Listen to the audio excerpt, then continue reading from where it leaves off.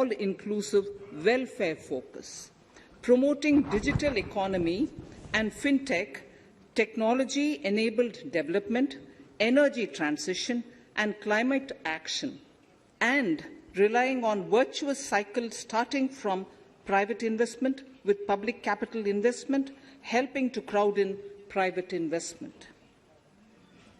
Since 2014, our government's focus has been on empowerment of citizens, especially the poor and the marginalized. Measures have included programs that have provided housing, electricity, cooking gas, and access to water. We also have programs for ensuring financial inclusion and direct benefit transfers. We are committed to strengthening the abilities of the poor to tap all opportunities. Our government constantly strives to provide the necessary ecosystem for the middle classes, a vast and wide section which is populated across various middle-income brackets, to make use of the opportunities they so desire. This budget seeks to lay the foundation and give a blueprint to steer the economy over Amritkal of the next 25 years, from India at 75 to India at 100. It continues to build on the vision drawn in the budget of 21-22. Its fundamental tenets, which included transparency of financial statement and fiscal position, reflect the government's intent, strengths, and challenges. This continues to guide us.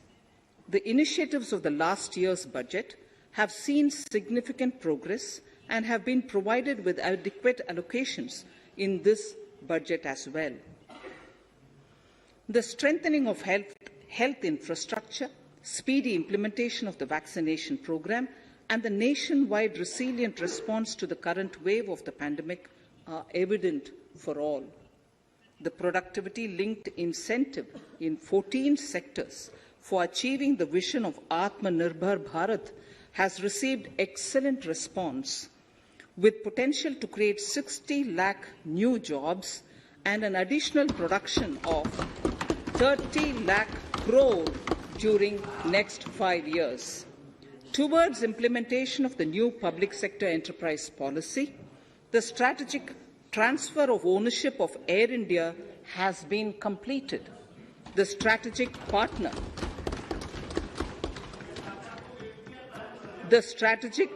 for Neelanchal Ispat Nigam Limited has been selected.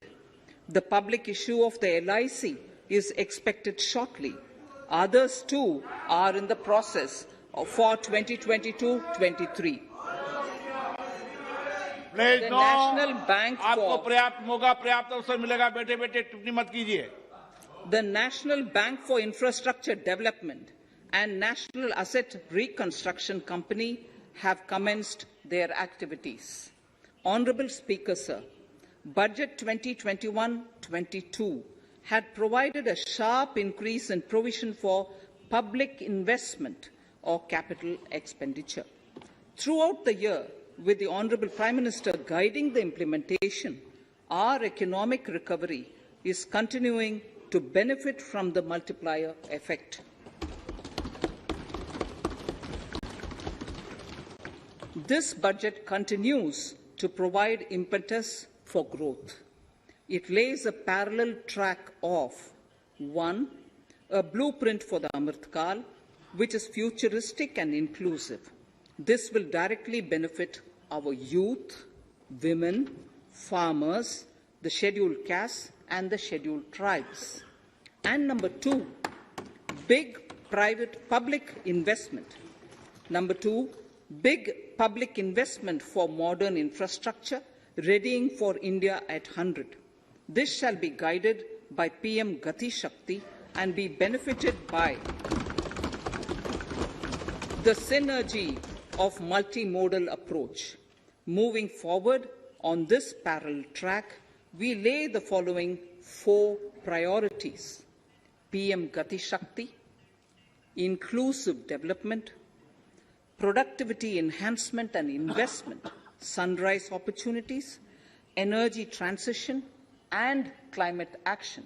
And 4, financing of investments.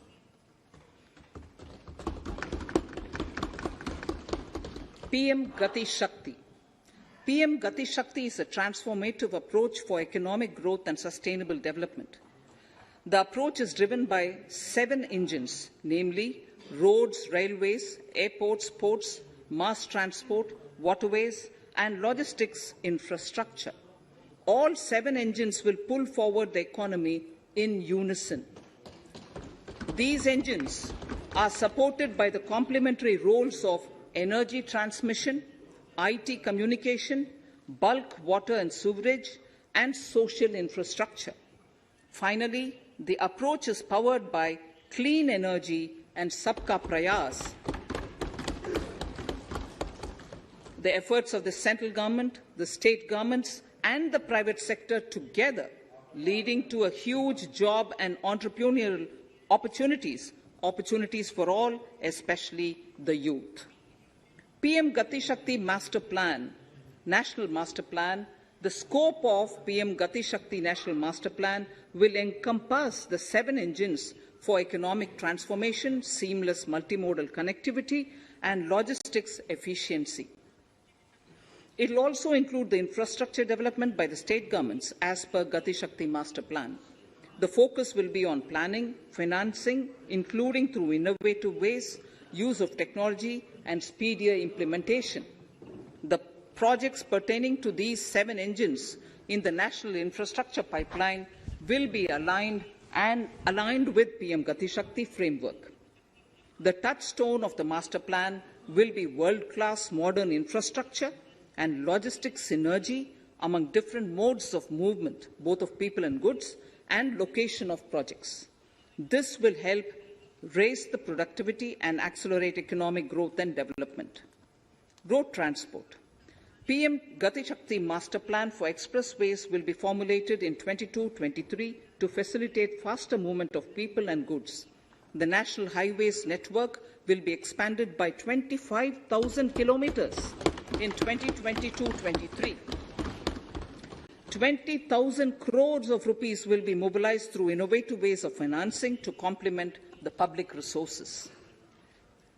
The data exchange among all mode operators will be brought on unified logistics interface platform designed for application programming interface. This will provide for efficient movement of goods through different modes, reducing logistics cost and time, assisting just-in-time inventory management, and in eliminating tedious documentation. Most importantly, this will provide real-time information to all stakeholders and improve international competitiveness. Open source mobility stack for organizing seamless travel of passengers will also be facilitated. Contracts for implementation of multimodal logistic parks at 4 locations through PPP mode will be awarded in 22-23. Railways will develop new products and efficient logistics services for small farmers and small and medium enterprises, besides taking the lead in integration of postal and railways network to provide seamless solutions for movement of parcels. One station, one product concept will be popularized to help local businesses and supply chains. As a part of Atmanirbhar Bharat, 2,000 kilometers of network will be brought under Kavach, the indigenous world-class technology for safety and capacity augmentation in 2022-23.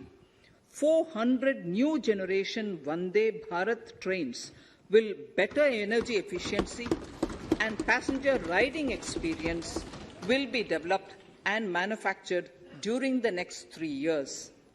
100 PM Gati Shakti cargo terminals for multimodal logistics facilities will be developed during the next 3 years. Innovative ways of financing and faster implementation will be encouraged for building metro systems of appropriate type at scale. Multimodal connectivity between mass urban transport and railway stations will be facilitated on priority. Design of metro systems, including civil structures, will be reoriented and standardized for Indian conditions and needs. Parvatmala, as a preferred ecologically sustainable alternative to conventional roads in difficult hilly areas, National Ropeways Development Programme will be taken up on PPP mode. The aim is to improve connectivity and convenience for commuters, besides promoting tourism. This may also cover congested urban areas where conventional mass transit system is not feasible. Contracts for 8 such ropeway projects for a length of 60 kilometers will be awarded in 22-23. With technical support from the Capacity Building Commission, central ministries, state governments and their infra agencies will have their skills upgraded. This will ramp up capacity in planning, design, financing, including innovative ways, and implementation management of the PM Gati Shakti infrastructure projects. Inclusive development, our second priority. Agriculture. The procurement of wheat in Rabi 21-22 and the estimated procurement of paddy in Kharif 21-22 will cover 1,208 lakh metric tons of wheat and paddy from 163 lakh farmers, and 2.37 lakh crores will be the direct payment of MSP value to their accounts. Chemical-free natural farming will be promoted throughout the country, with a focus on farmers' lands in 5-kilometer wide corridors along the river Ganga at the first stage. 2023 has been announced as the International Year of Millets. Support will be provided for post-harvest value addition, enhancing domestic consumption, and for branding millet products nationally and internationally. To reduce our dependence on import of oil seeds, a rationalized and comprehensive scheme to increase domestic production of oil seeds will be implemented. For delivery of digital and high-tech services to farmers, with involvement of public sector research and extension institutions, along with private agri-tech players and stakeholders of agri-value chains, a scheme in PPP mode will be launched.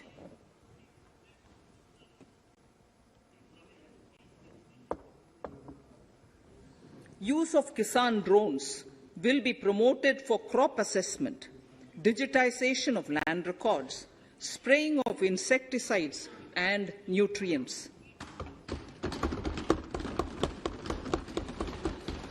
States will be encouraged to revise syllabi of agricultural universities to meet the needs of natural, zero budget and organic farming, modern-day agriculture, value addition and management. A fund with blended capital raised under the co-investment model will be facilitated through the NABARD. This is to finance startups for agriculture and rural enterprise relevant for farm produce value chain. The activities of these startups will include, inter alia, support for FPOs, machinery for farmers on rental basis at farm level, and technology including IT-based support. The implementation of the Ken-Betwa link project at an estimated cost of 44,605 crores will be taken up. This is aimed at providing irrigation benefits to 9.0 lakh hectare of farmers' lands, drinking water supply to 62 lakh people, 103 megawatt of hydro, 27 megawatt of solar power, allocations of 4,300 crores of rupees in the RE 21-22 and 1,400 crores of rupees in 22-23 have been made for this project. Honourable Speaker, sir, draft DPRs for 5 river links, namely Daman-Ganga Pinjal, Par-Tapi Narmada, Godavari Krishna, Krishna Pennar, and Pennar Kaveri have been finalized. Once a consensus is reached among the beneficiary states, the Centre will provide support for their implementation. For farmers to adopt suitable varieties of fruits and vegetables and to use appropriate production and harvesting techniques, our government will provide a comprehensive package with participation of state governments. MSMEs, Udyam, eShram, NCS and ASEEM portals will be interlinked. Their scope will be widened. They will now perform as portals with live organic databases, providing G2C, B2C and B2B services. These services will relate to credit facilitation, skilling and recruitment with an aim to further formalize the economy and enhance entrepreneurial opportunities for all. Emergency Credit Line Guarantee Scheme has provided the much-needed additional credit to more than 130 lakh MSMEs. This has helped them mitigate the adverse impact of the pandemic. The hospitality and related services, especially those by micro and small enterprises, are yet to regain their pre-pandemic level of business.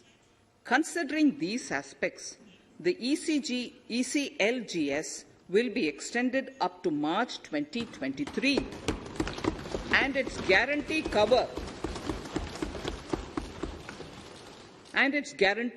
will be expanded by 50,000 crores of rupees to total cover of 5 lakh crores.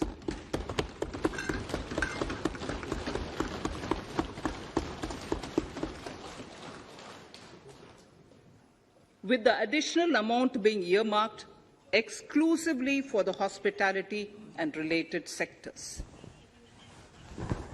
Credit Guarantee Trust for Micro and Small Enterprises, CGT-MSE, scheme will be revamped with required infusion of funds. This will facilitate additional credit of 2 lakh crore for micro and small enterprises and expand employment opportunities.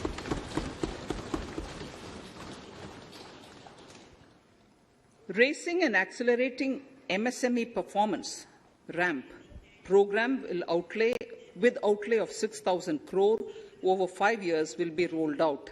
This will help MSME sector become more resilient, competitive and efficient.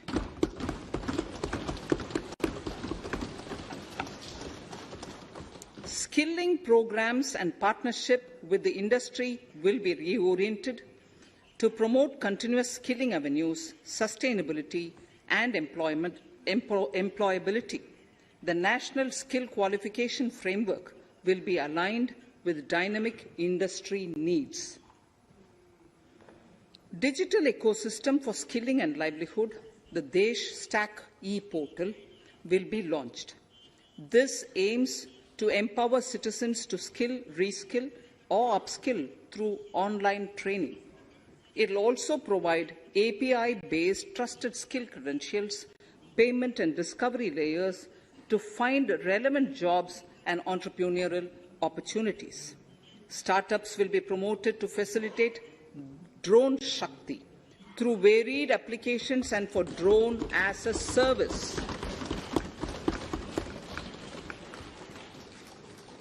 In select ITIs in all states, the required courses for skilling will be started.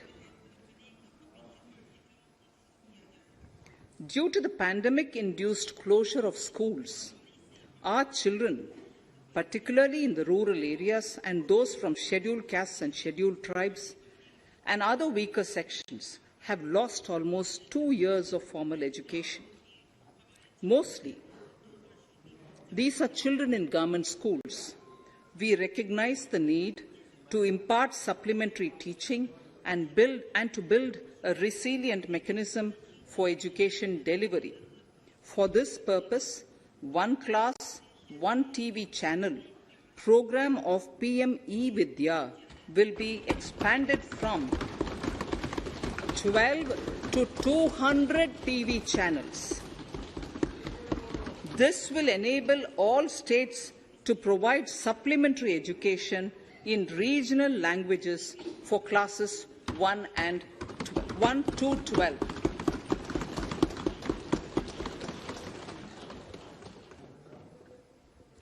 High-quality e-content in all spoken languages will be developed for delivery via internet, mobile phones, TV, and through radio and digital teachers.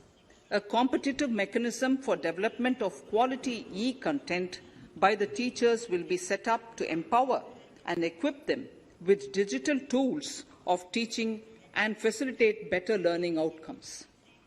A digital university will be established to provide access to students across the country for world-class quality universal education with personalized learning experience at their doorsteps. This will be made available in different Indian languages and ICT formats. The university will be built on a networked hub and spoke model, with the hub building cutting-edge ICT expertise. The best public universities and institutions in the country will collaborate as a network of hub and spoke. An open platform for the national digital health ecosystem will be rolled out. It will consist of digital registries of health providers and health facilities, unique health identity, consent framework, and universal access to health facilities. The pandemic has accentuated mental health problems in people of all ages. To better the access to quality mental health counselling and care services, a national Tele mental health program will be launched. This will include a network of 23 Tele mental health centres of excellence, with NIMHANS being the nodal centre and International Institute of Information Technology, Bangalore, IIIT Bangalore, providing technology support. Recognizing the importance of Nari Shakti as the harbinger of our bright future and for women-led development, during the Amrit Kal, our government has comprehensively revamped the schemes of the Ministry of Women and Child Development. Accordingly, 3 schemes, namely Mission Shakti, Mission Vatsalya, Saksham Anganwadi and Poshan 2.0 were launched recently to provide integrated benefits to women and children.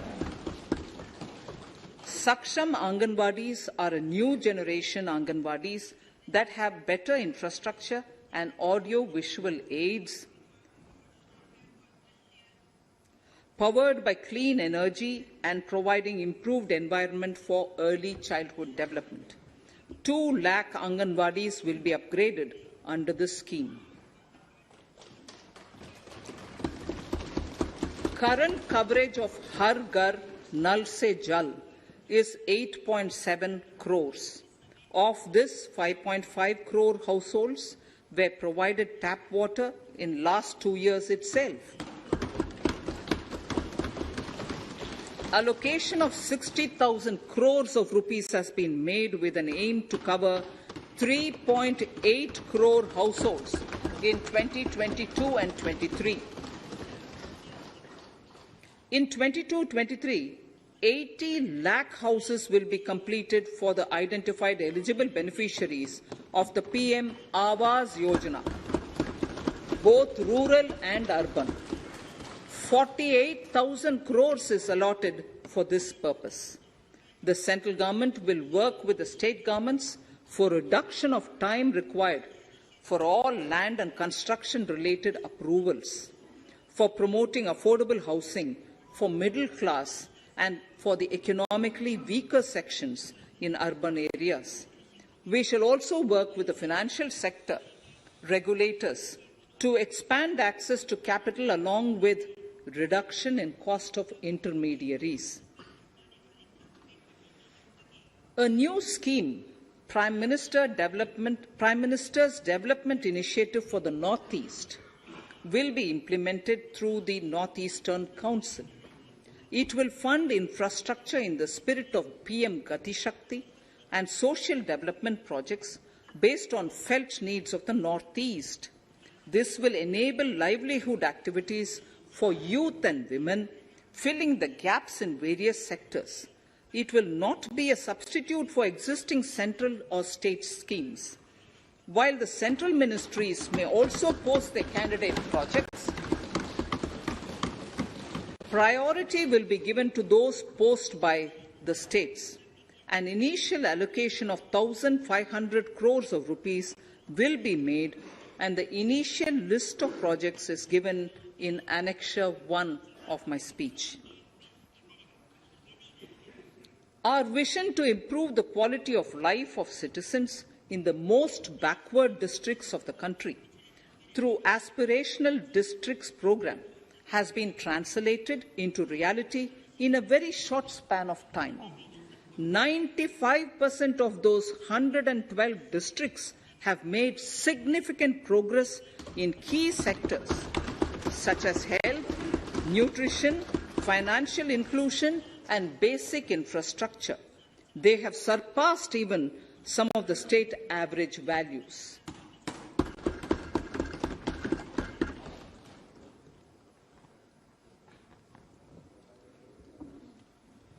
However, in those districts, some blocks continue to lag. In 22-23, the program will focus on such blocks in those districts. Border villages with sparse population, limited connectivity and infrastructure often get left out from the development gains.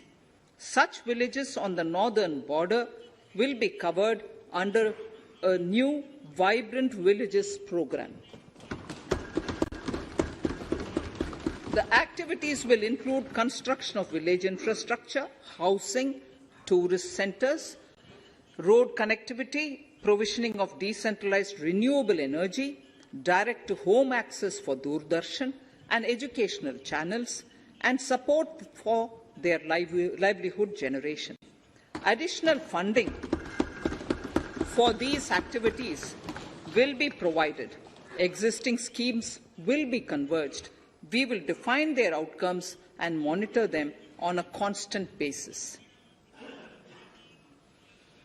In 2022, 100% of 1.5 lakh post offices will come on the core banking system, enabling financial inclusion and access to accounts through net banking, mobile banking, ATMs, and also provide online transfer of funds between post office accounts and bank accounts. This will be helpful, especially for farmers and senior citizens in rural areas, enabling interoperability and financial inclusion. Honourable Speaker, sir, in recent years, digital banking, digital payments and fintech innovations have grown at a rapid pace in the country. Government is continuously encouraging these sectors to ensure that the benefits of digital banking reach every nook and corner of the country in a consumer-friendly manner. Taking forward this agenda and to mark 75 years of our independence, it is proposed to set up 75 digital banking units in 75 districts of the country by scheduled commercial banks.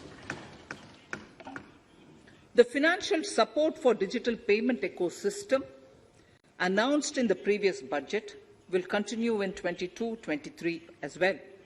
This will encourage further adoption of digital payments.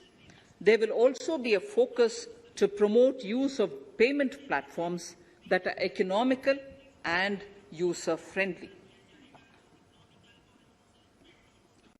Sir, I move to the next priority. In recent years, over 25,000 compliances were reduced and nearly 1,500 union laws were repealed. This is the result of our government's strong commitment for minimum government and maximum governance. 1,486 union laws were repealed. Our trust in the public and ease of doing business is what is highlighted here, sir. For the Amrit Kal, the next phase of ease of doing business 2.0 and ease of living will be launched. In our endeavour to improve productive efficiency of capital and human resources, we will follow the idea of trust-based governance.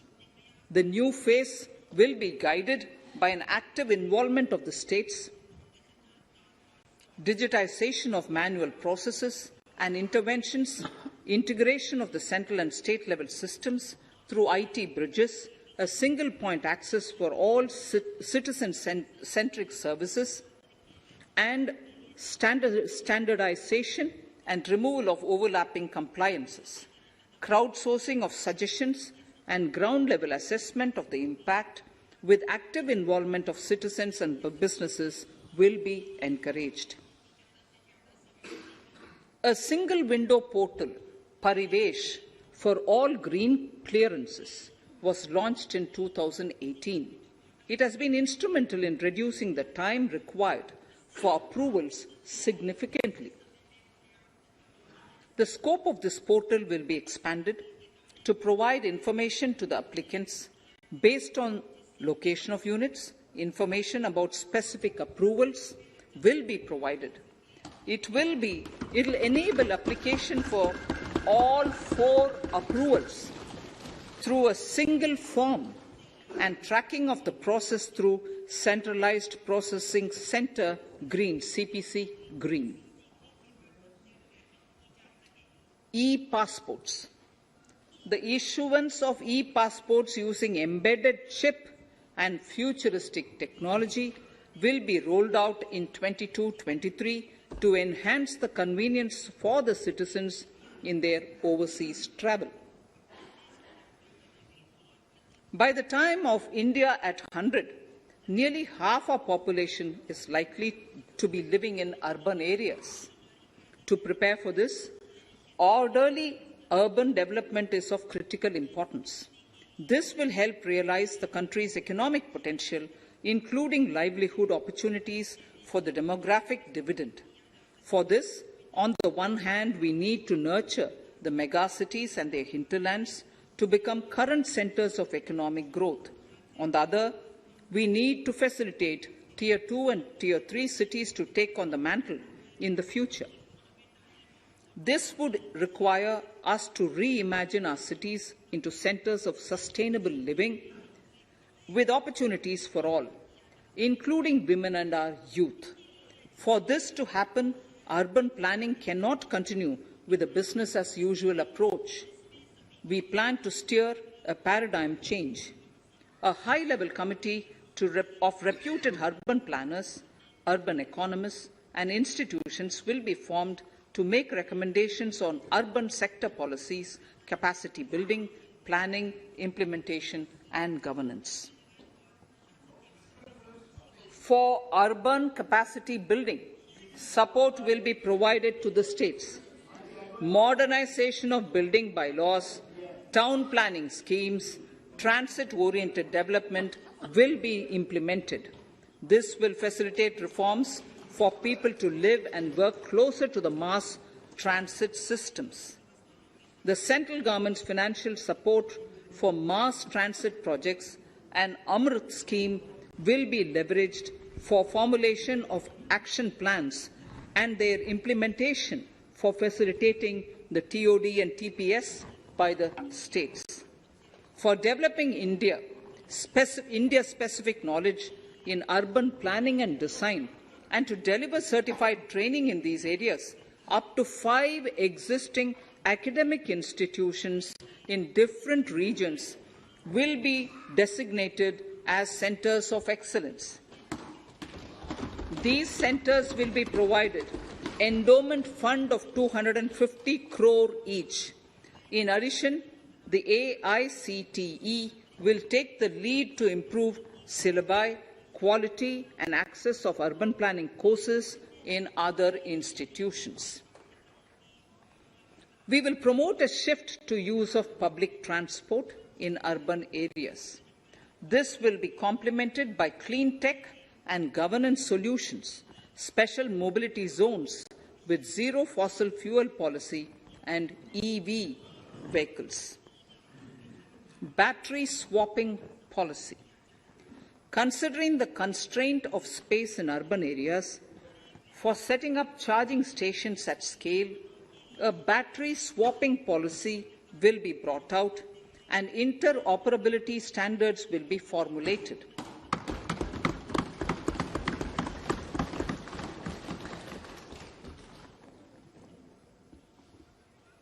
The private sector will be encouraged to develop sustainable and innovative business models for battery or energy as a service. This will improve efficiency in the EV ecosystem. Efficient use of land resources is a strong imperative. States will be encouraged to adopt unique land parcel identification number to facilitate IT-based management of records. The facility for transliteration of land records across any of the Schedule 8 languages will also be rolled out.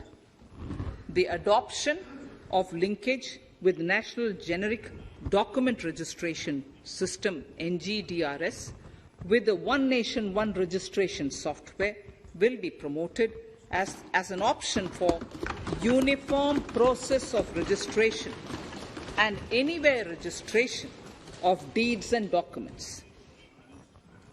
Necessary amendments in the Code IBC will be carried out to enhance the efficiency of the resolution process and facilitate cross-border insolvency resolution.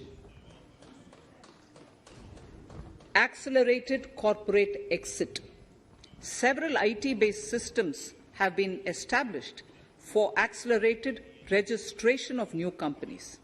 Now the Centre for Processing Accelerated Corporate Exit, CPACE, will process re-engineering, will be established to facilitate and speed up the voluntary winding up of these companies from the currently required 2 years to less than 6 months. Government procurement. Government rules have recently been modernized for the needs of Amritkal. The new rules have benefited from the inputs from various stakeholders. The modernized rules allow use of transparent quality criteria besides cost and evaluation of complex tenders. Provisions have been made for payment of 75% of running bills mandatorily within 10 days and for encouraging settlements of disputes through conciliation.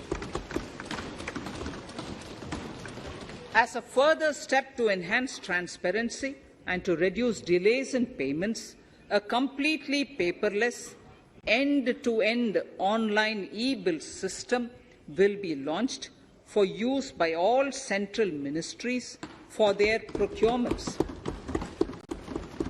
The system will enable the suppliers and contractors to submit online their digitally signed bills and claims and track their status from anywhere. To reduce indirect cost for suppliers and work contractors, the use of surety bonds as a substitute for bank guarantee will be made acceptable in government procurements. Business such as gold imports may also find this useful. IRDAI, insurance regulator, has given the framework for issue of surety bonds by insurance companies.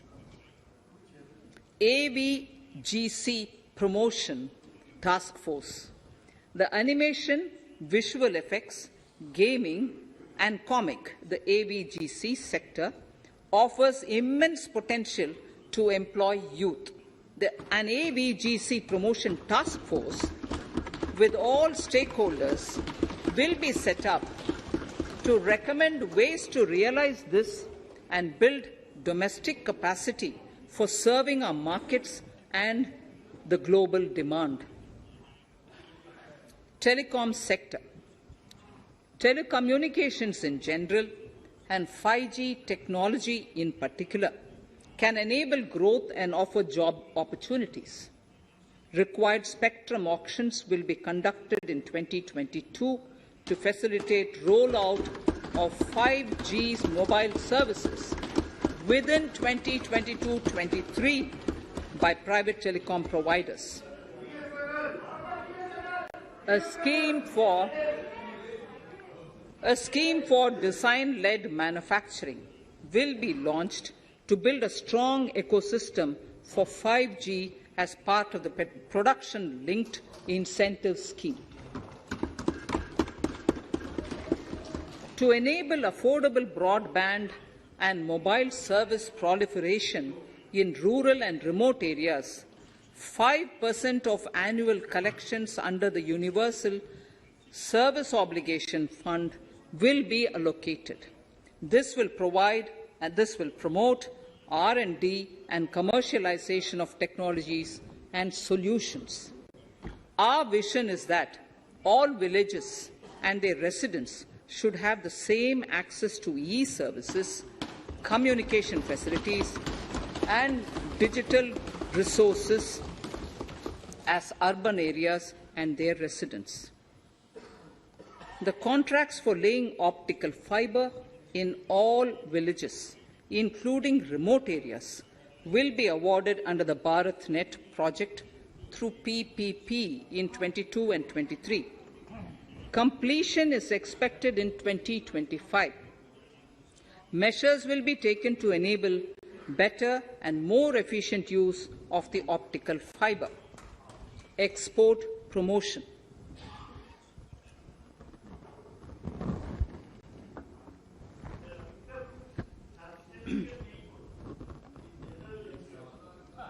The Special Economic Zones Act will be replaced with a new legislation that will enable the states to become partners in development of enterprise and service hubs.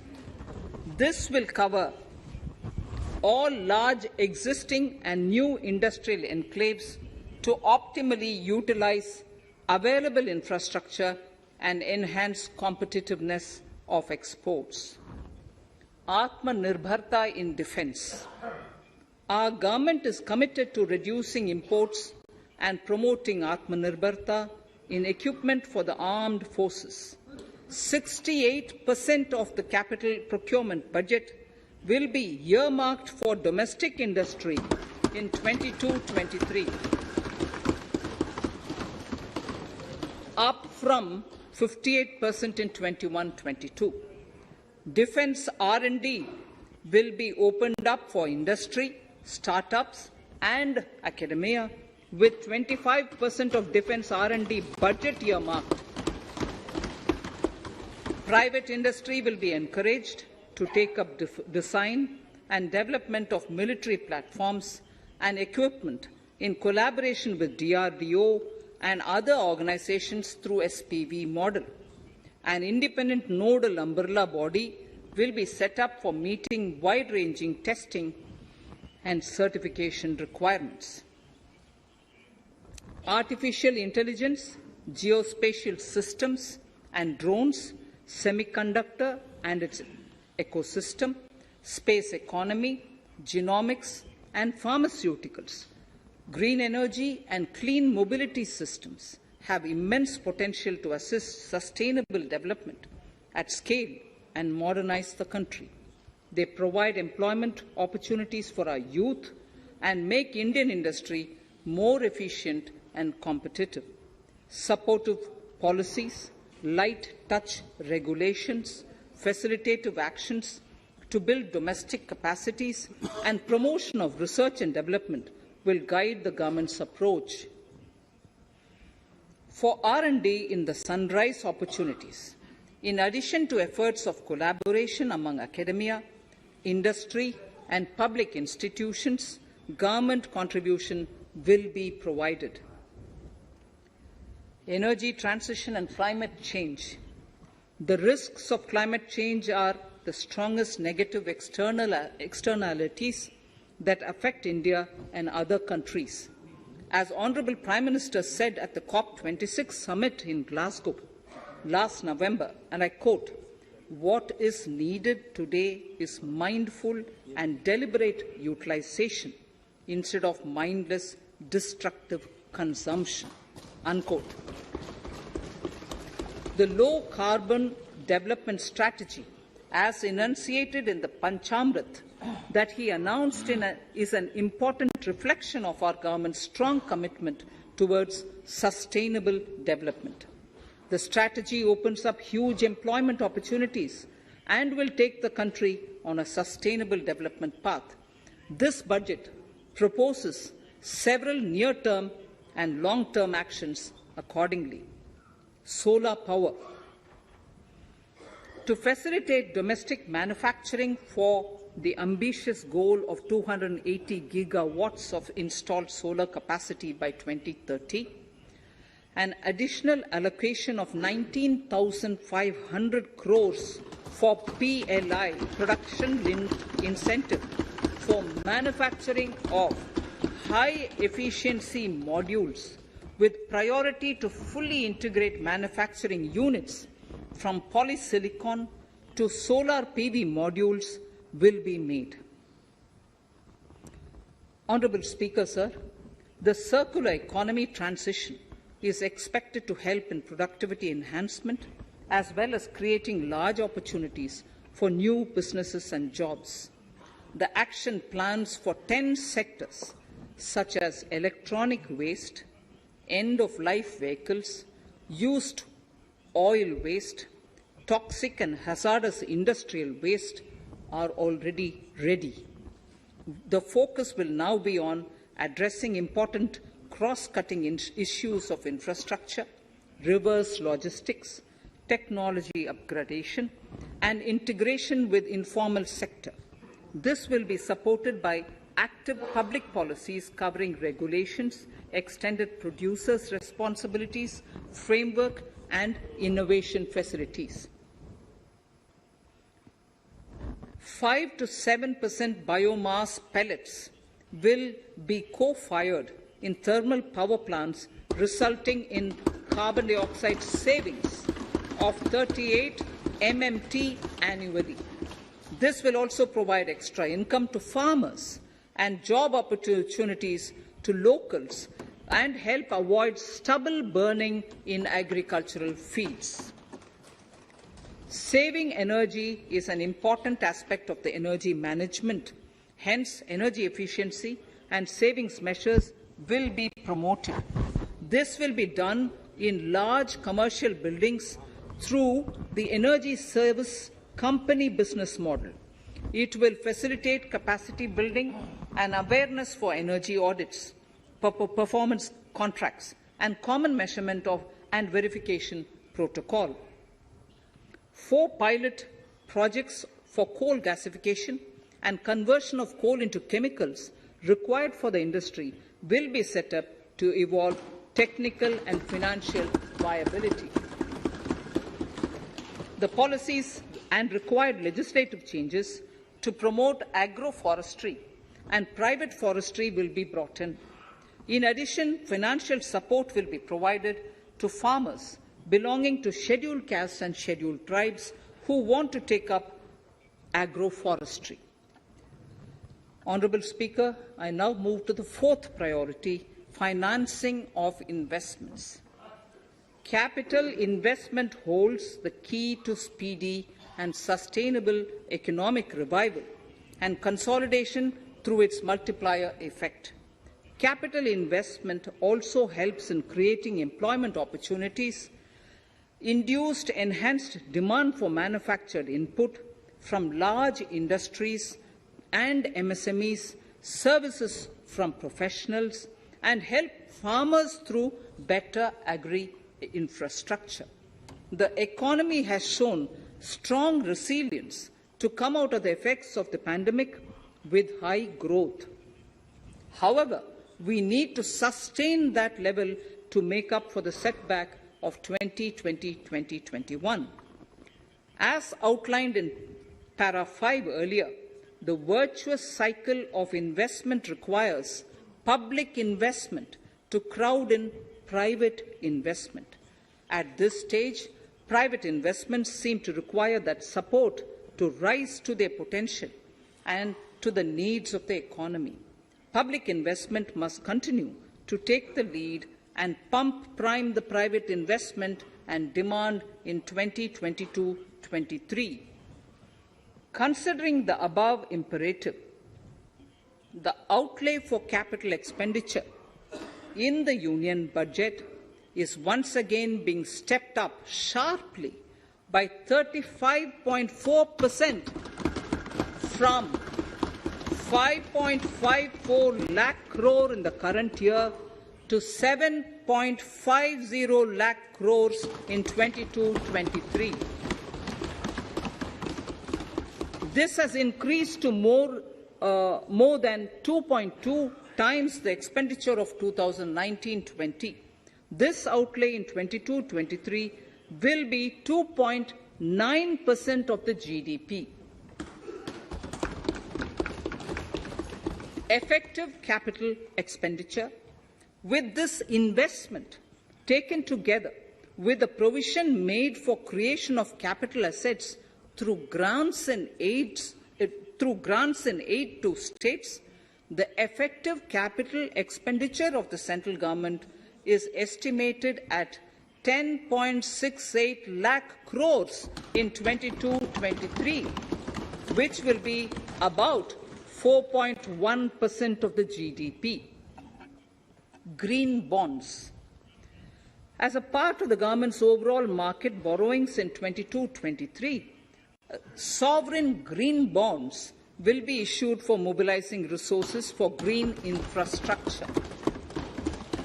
The proceeds will be deployed in public sector projects which help in reducing the carbon intensity of the economy. Gift IFSC. World-class foreign universities and institutions will be allowed in the gift city to offer courses in the financial management, fintech, science, technology, engineering, and mathematics free from domestic regulations, except those by the IFSCA, to facilitate availability of high-end human resources for financial services and technology. An international arbitration centre will be set up in the gift city for timely settlement of disputes under international jurisprudence. Services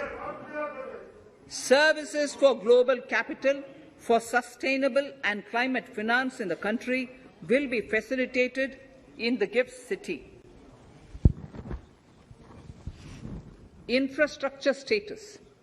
Data centers and energy storage systems, including dense charging infrastructure and grid-scale battery systems, will be included in the harmonized list of infrastructure. This will facilitate credit availability for digital infrastructure and clean energy storage.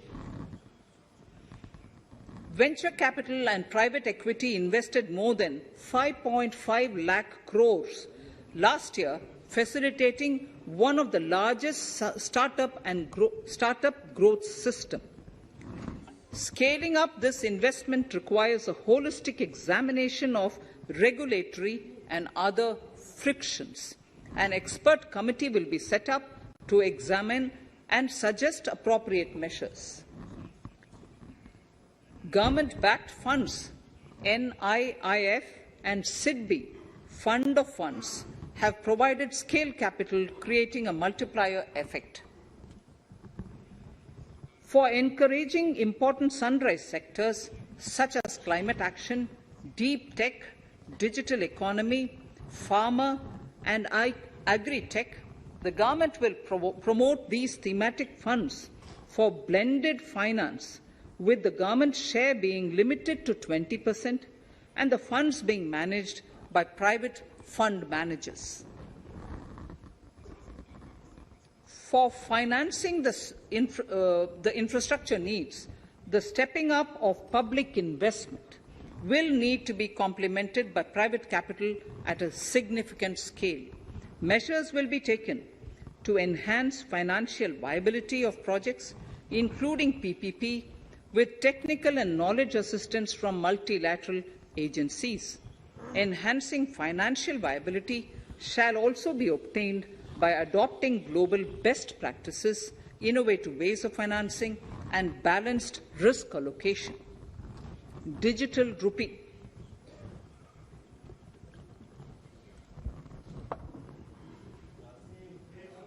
Introduction of a central bank digital currency will give a big boost to digital economy. Digital currency will also lead to a more efficient and cheaper currency management system. It is therefore proposed to introduce digital rupee using blockchain and other technologies to be issued by the Reserve Bank of India starting 2022 and 23. Financial assistance to states for capital investment. Reflecting the true spirit of cooperative federalism, the central government is committed to bolstering the hands of the states in enhancing their capital investment towards creating productive assets and generating remunerative employment. The scheme for financial assistance to states for capital investment has been extremely well received by the states. In deference to the requests received during my meeting with the chief ministers and state finance ministers, the outlay for this scheme is being enhanced from 10,000 crores in the budget estimates to 15,000 crores in the revised estimates for the current year.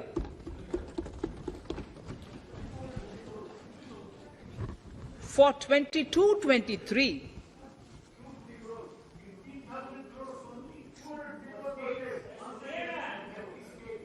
I'll repeat that sentence for the benefit of many of our honourable members.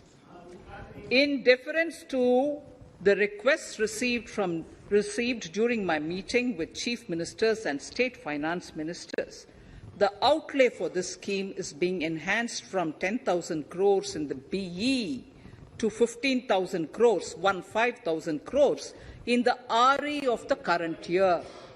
For 22-23, the allocation is 1 lakh crores to assist the states in catalyzing the overall investments in the economy. These 50-year interest-free loans are over and above the normal borrowings allowed to the states,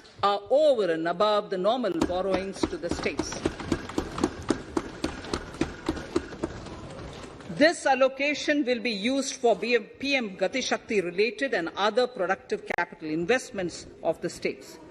It will also include components for supplemental funding for priority segments of PM Gram Sadak Yojana, including support for the state share, digitization of the economy, including digital payments and completion of OFC network, and reforms related to building bylaws, town planning schemes, transit-oriented development, and transferable development rights. In 22-23, in accordance with the recommendations of the 15th Finance Commission, the states will be allowed a fiscal deficit of 4% of the GSDP, of which 0.5% will be tied to power sector reforms, for which the conditions have already been communicated in 21-22. Fiscal management. As against a total expenditure of 34.83 lakh crores of rupees projected in the BE 21-22, the revised estimate is 37.70 lakh crores. The revised estimate of capital expenditure is 6.3 lakh crores of rupees. This includes an amount of 51,971 crores towards settlement of outstanding guaranteed liabilities of Air India and its other sundry commitments. Coming to the budget estimates, Honourable Speaker, sir, the total expenditure in 22-23 is estimated at 39.45 lakh crores, while the total receipts other than borrowings are estimated at 22.84 lakh crores of rupees.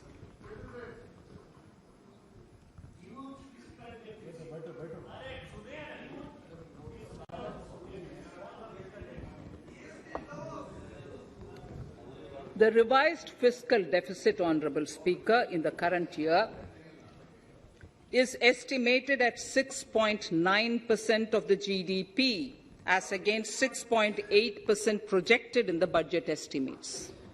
The fiscal deficit is in 22-23 is estimated at 6.4% of the GDP, which is consistent with the broad path of the fiscal consolidation announced by me last year to reach a fiscal deficit level below 4.5% by 25-26.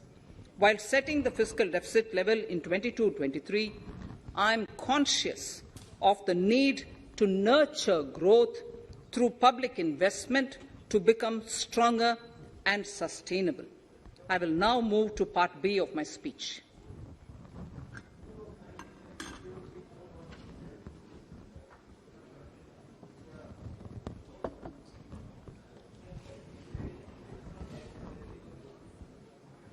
Direct tax. Honourable Speaker, sir, I take this opportunity to thank all the taxpayers of our country who have contributed immensely and strengthened the hands of the government in helping their fellow citizens in this hour of need. So I have brought in a little verse from the Mahabharata. I won't spend more time reading because I would like the speech to get enough time. However, the substance of it is the king must make arrangements for yoga kshema, which is the welfare of the populace, by way of abandoning any laxity and by governing the state in line with dharma, along with collecting taxes which are in consonance with dharma. This is Mahabharata Shanti Parva Adhyaya, Shloka 11 from 72. Drawing wisdom from our ancient texts, we continue on the path to progress. The proposals in this budget, while continuing with our declared policy of stable and predictable tax regime, intend to bring more reforms that will take ahead our vision to establish a trustworthy tax regime. This will further simplify the tax system, promote voluntary compliance by taxpayers, and reduce litigation. Introducing new updated return. India is growing at an accelerated pace and people are undertaking multiple financial transactions.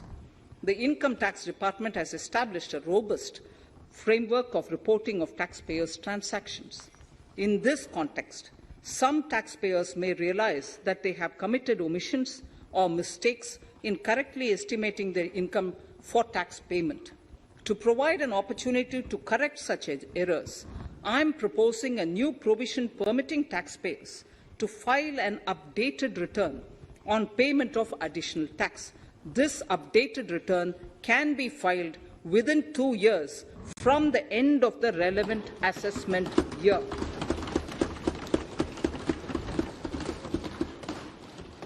Honourable Speaker, sir, presently, if the department finds out that some income has been missed out by an assessee, it goes through a lengthy process of adjudication. Instead, with this proposal now, there will be a trust repost in the taxpayers that will enable the assessee herself to declare the income that she may have missed out earlier while filing her return. Full details of the proposal are given in the Finance Bill. It is an affirmative step in the direction of voluntary compliance.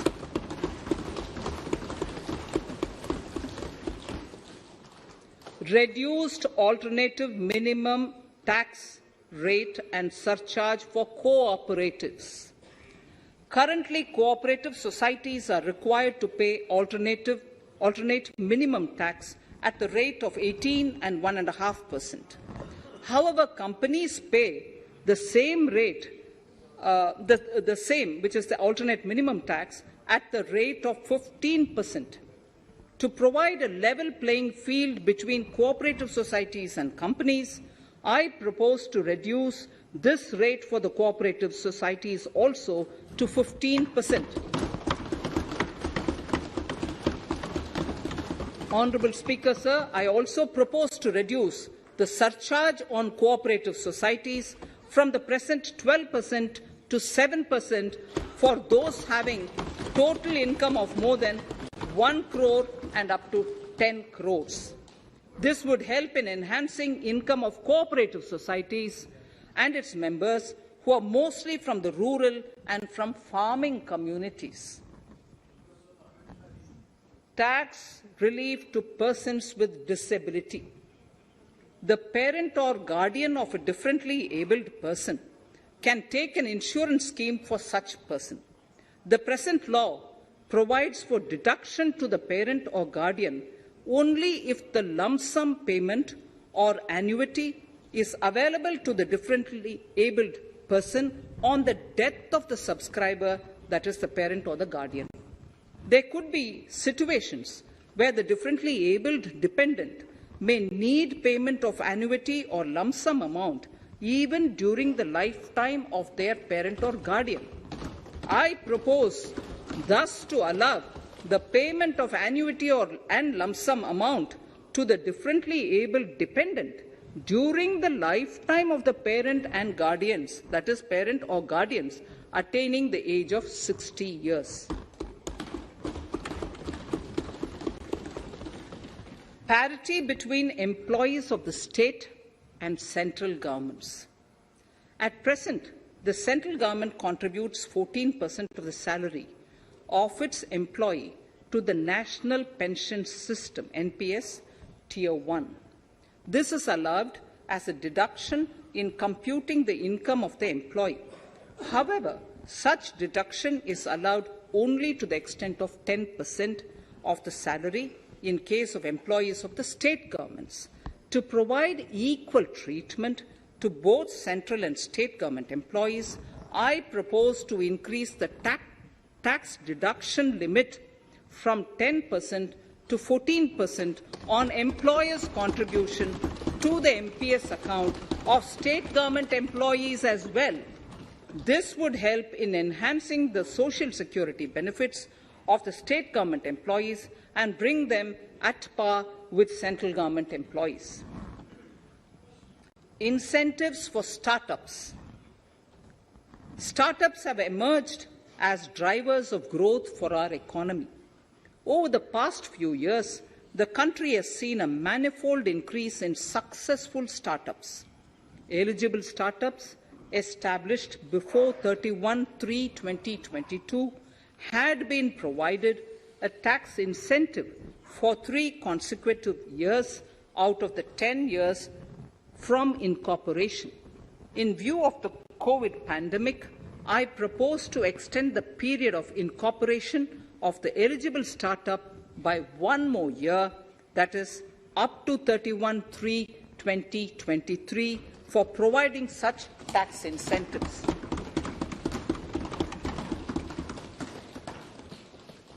Incentives for newly incorporated manufacturing entities under concessional tax regime. In an effort to establish a global competitive business environment for certain domestic companies, a concessional tax regime of 15% was introduced by our government for newly incorporated domestic manufacturing companies. I propose to extend the last date for commencement of manufacturing or production under Section 115BAB by 1 more year, that is from 31st March 2023 to 31st March 2024.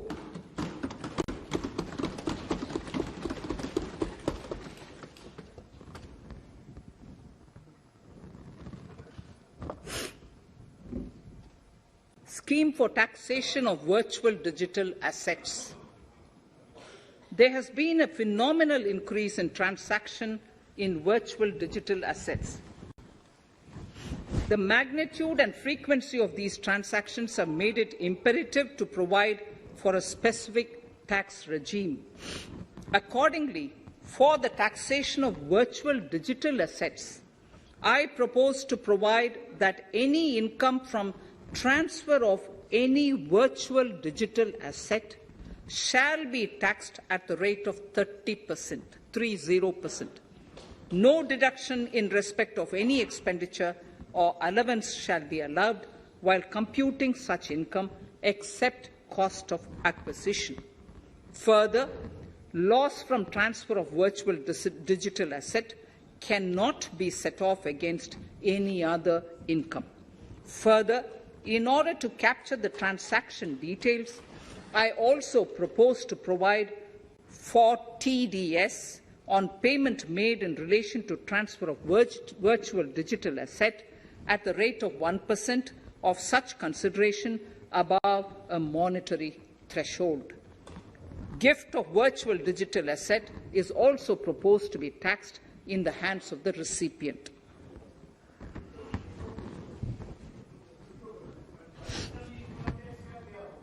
Litigation management to avoid repetitive appeals by the department. It has been observed that a lot of time and resources are consumed in filing of appeals which involve identical issues. Taking forward our policy of sound litigation management, I propose to provide that if a question of law in the case of an assessee is identical to a question of law which is pending in the appeal before a jurisdictional High Court or Supreme Court, in any case, the filing of further appeal in the case of this assessee by the department shall be deferred till such a question of law is decided by the jurisdictional High Court or the Supreme Court. This will greatly help in reducing the repeated litigation between taxpayer and the department. Taking forward our efforts to further promote the IFSC, I hereby propose to provide that income of a non-resident from offshore derivative instruments or over-the-counter derivatives issued by an offshore banking unit, income from royalty and interest on account of lease of ship, and income received from portfolio management services in IFSC shall be exempt from tax subject to specified conditions. Rationalization of surcharge. In the globalized business world, there are several work contracts whose terms and conditions mandatorily require formation of a consortium. The members in the consortium are generally companies. In such cases, the income of these AOPs has to suffer a graded surcharge up to 37%, which is a lot more than surcharge on the individual companies. Accordingly, I propose to cap the surcharge of these AOPs at 15%, 15%. Further, the long-term capital gains on listed equity shares, units, etc., are liable to maximum surcharge of 15%, while other long-term capital gains are subjected to a graded surcharge which goes up to 37%. I propose to cap the surcharge on long-term capital gains arising on transfer of any type of assets at 15%. This step will give a boost to start-up community, and along with my proposal on the extended tax benefits to manufacturing companies and start-ups, reaffirms our commitment to Atmanirbhar Bharat. Clarification in relation to health and education cess as business expenditure. The income tax is not an allowable expenditure for computation of business income. This includes tax as well as surcharges. The health and education cess is imposed as an additional surcharge on the taxpayer for funding specific government welfare programs. However, some courts have allowed health and education cess as business expenditure, which is against the legislative intent. To reiterate the legislative intent, I propose to clarify that any surcharge or cess on income and profits is not allowable as business expenditure. Deterrence against tax evasion. Honourable Speaker, sir, presently there is ambiguity regarding set-off of brought forward loss against undisclosed income detected in search operations. It has been observed that in many cases where undisclosed income or suppression of sales, etc., is detected, payment of tax is avoided by setting off of losses. In order to bring certainty and to increase deterrence among tax evaders, I propose to provide that no set-off of any loss shall be allowed against undisclosed income detected during search and survey operations.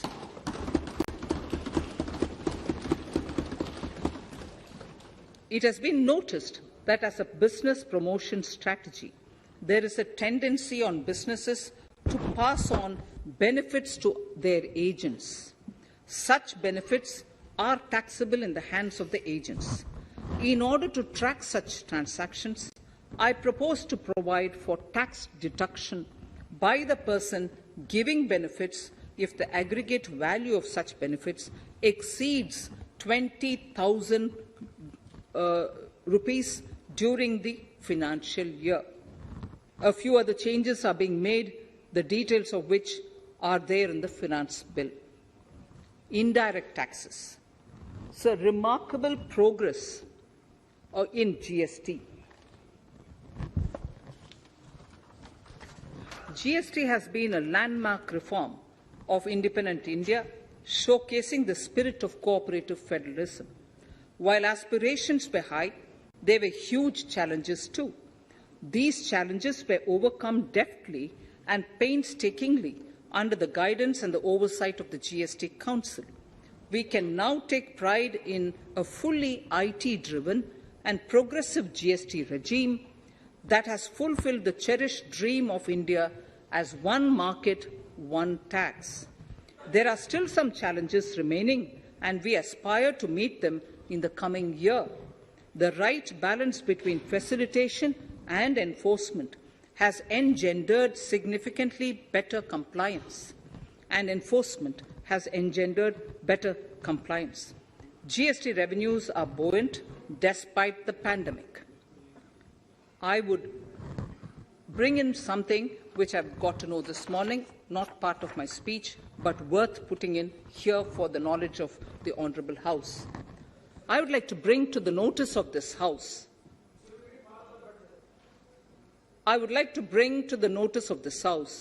that the gross GST collections for the month of January 22 are rupees 1,40,986 crores, which is the highest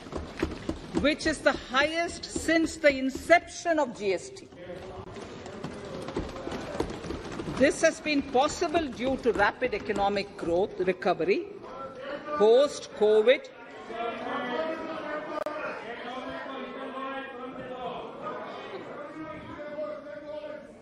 This has been possible due to the rapid economic recovery post-COVID, as well as various policy and administration undertaken by central and state tax administrations.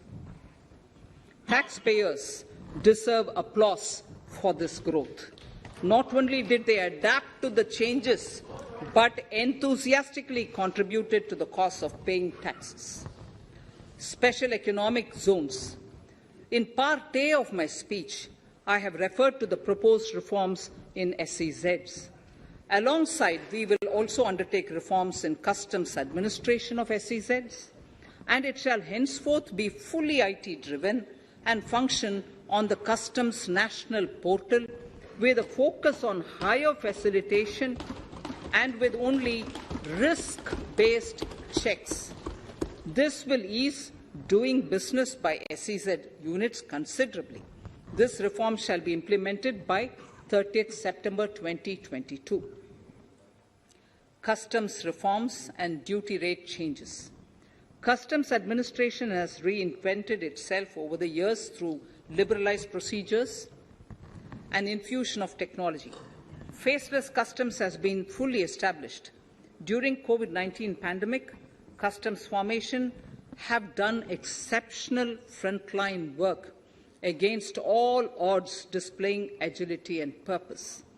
Customs reforms have played a very vital role in domestic capacity creation, providing level playing field to our MSMEs, easing the raw material supply side constraints, enhancing ease of doing business, and being an enabler to other policy initiatives such as PLI and phased manufacturing plans.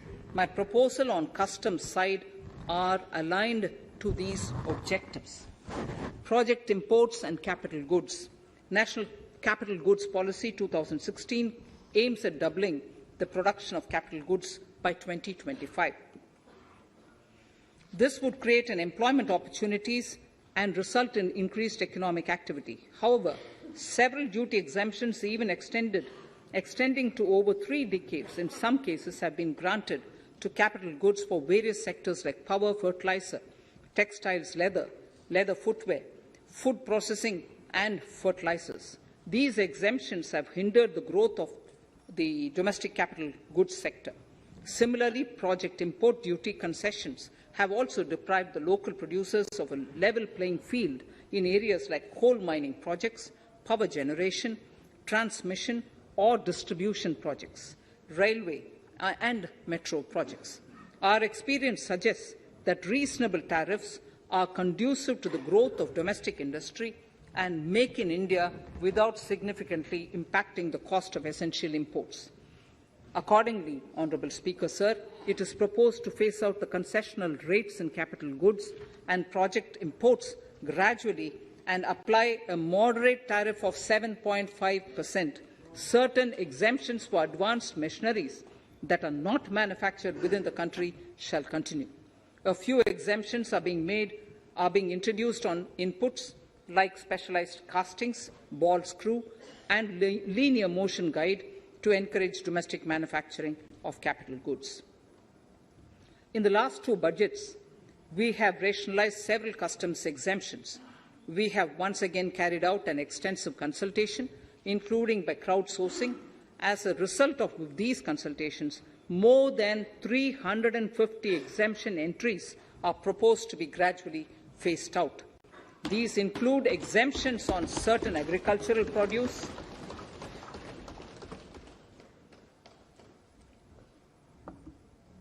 chemicals, fabrics, medical devices and drugs, and medicines for which sufficient domestic capacity exists. Further, as a simplification measure, several concessional rates are being incorporated in the customs tariff schedule itself instead of prescribing them through various notifications. This comprehensive review will simplify the customs rate and tariff structure, particularly for sectors like chemicals, textiles, and metals, and minimize disputes. Removal of exemption on items which are or can be manufactured in India and providing concessional duties on raw material that go into manufacturing of intermediate products will go many a step forward in achieving our objective of Make in India and Atmanirbhar Bharat. I shall now take up specific sector-specific proposals. Electronics. Electronic manufacturing has been growing rapidly. Customs duty rates are being calibrated to provide a graded rate structure to facilitate domestic manufacturing of wearable devices, hearable devices, and electronic smart meters. Duty concessions are being given to parts of transformer of mobile phone chargers and camera lens of mobile camera module and certain other such items. This will enable domestic manufacturing of high-growth electronic items. Gems and jewellery.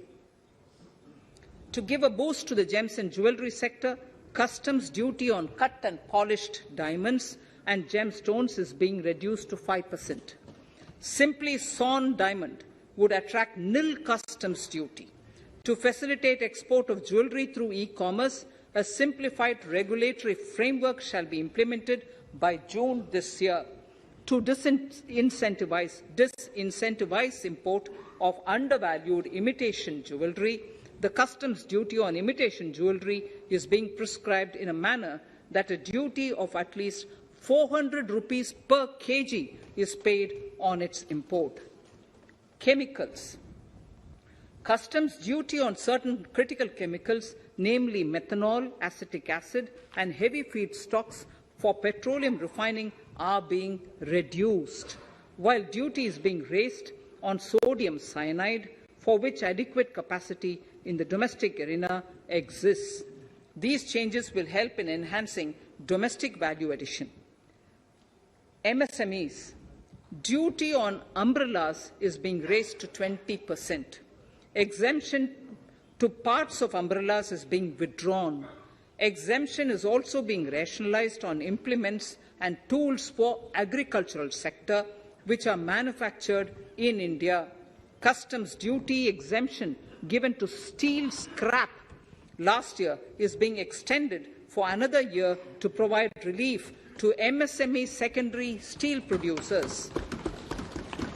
Certain anti-dumping and CVD on stainless steel and coated steel flat products, bars of alloy steel and high-speed steel are being revoked in larger public interest considering prevailing high prices of metals.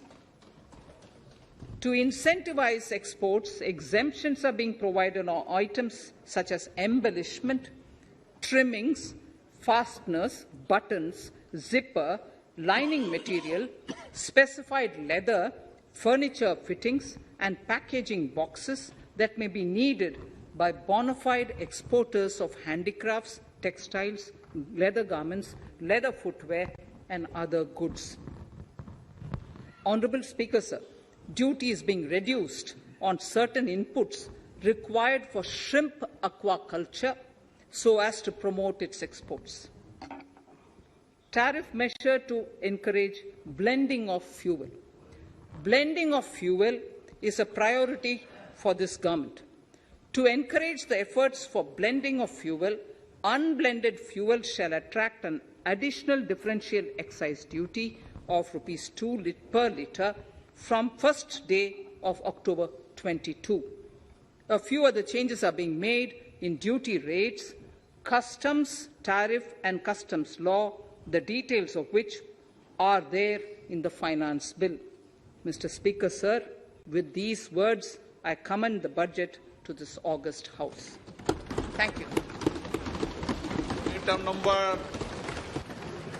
Item number 2, Srimati Nirmala Sitharaman ji.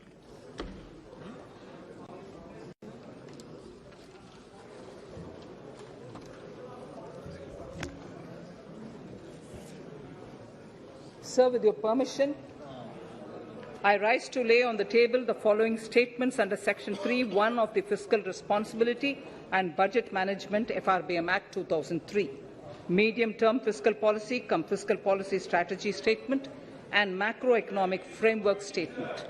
Item number 3, Vitt Videk 2020, Nirmala Sitharaman ji. Sir, item number 3, Finance Bill. Sir, with your permission, I rise to move for leave to introduce the Finance Bill 2022. प्रश्न ये कि वित्त विधेयक को पुनर्स्थापित करने की अनुमति प्रदान की जाए। जो सदस्य इसके पक्ष में हाँ गए, जो सदस्य विरोध में ना गए, मेरे विचार में निर्णय हाँ वालों के पक्ष में, हाँ वालों के पक्ष में। माननीय मंत्री जी वित्त विधेयक को पुरस्तापित करें। Sir, I introduce the bill. सभा की कार्रवाई कल बुधवार दिनांक 2 फरवरी 2022 को 4:30 बजे तक के लिए स्थगित की जाती है।